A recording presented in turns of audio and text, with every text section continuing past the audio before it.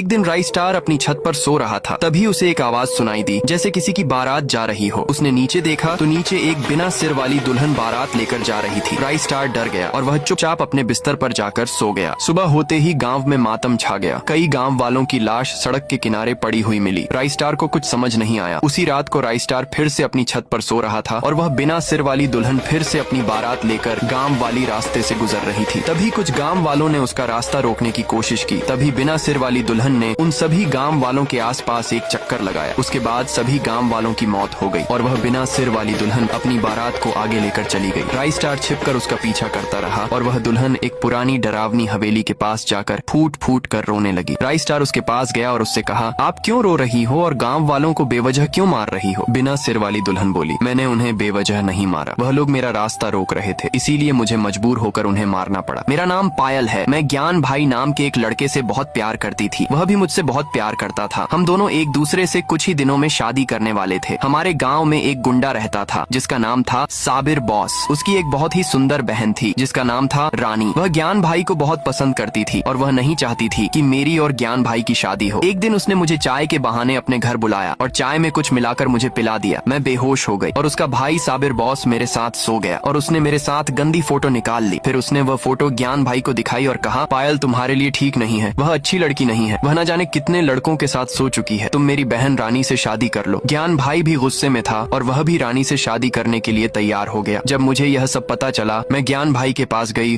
और उसे बताती रही कि यह सब मुझे फंसाने की कोशिश है, मैंने कुछ भी गलत नहीं किया है। लेकिन ज्ञान भाई ने मेरी बात नहीं मानी और रानी से शादी कर ली। सभी गांव वालों ने मुझे गलत समझकर गांव से बाहर निकाल दिया। एक दिन जब मैं रात को फुटपाथ के किनारे सो रही थी, तभी साबिर बॉस अपनी कार लेकर आया और अपनी कार मेरे सिर के ऊपर चढ़ा दी और मेरी वहीं पर मौत हो गई। उसी दिन से मेरी आत्मा भटक रही है। यह सुनकर राई स्टार की आंखों में आंसू आ गए और वह निकल पड़ा पायल की मौत का बदला लेने के लिए।